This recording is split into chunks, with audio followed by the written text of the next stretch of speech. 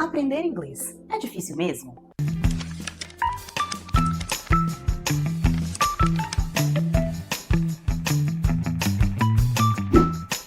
Será que aprender inglês é difícil mesmo? Ou será que isso é só um mito? O inglês está cada vez mais presente nas nossas vidas.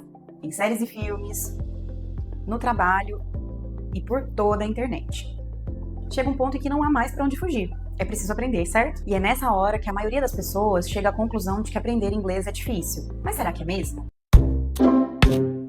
A resposta para essa pergunta é bastante complexa e ela não é igual para todas as pessoas. Vários fatores devem ser levados em consideração. Então vamos refletir um pouco mais sobre essa dificuldade em aprender inglês? Responde para mim com sinceridade. O que significa aprender inglês para você? Falar como nativo. Para a imensa maioria das pessoas, aprender inglês significa falar como uma pessoa que nasceu nos Estados Unidos ou na Inglaterra, por exemplo. A grande verdade é que todo mundo gostaria de falar inglês como se fala o português. Se esse é o seu objetivo, eu sinto muito te informar, mas isso não vai acontecer.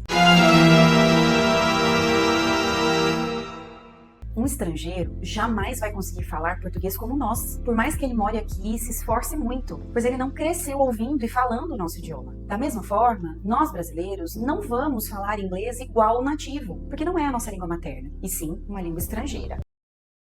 Foco na gramática.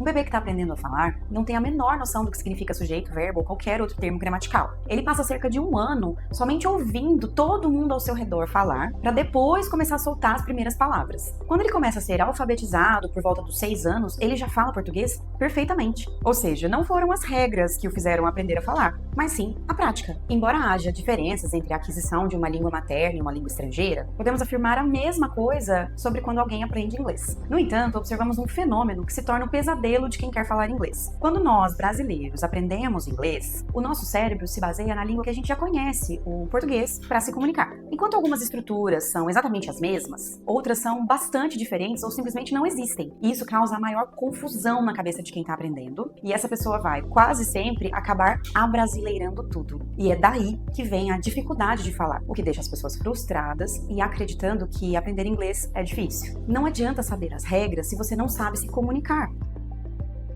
Se a gente ficar só nisso, o tempo que a gente vai levar para aprender será infinitamente maior.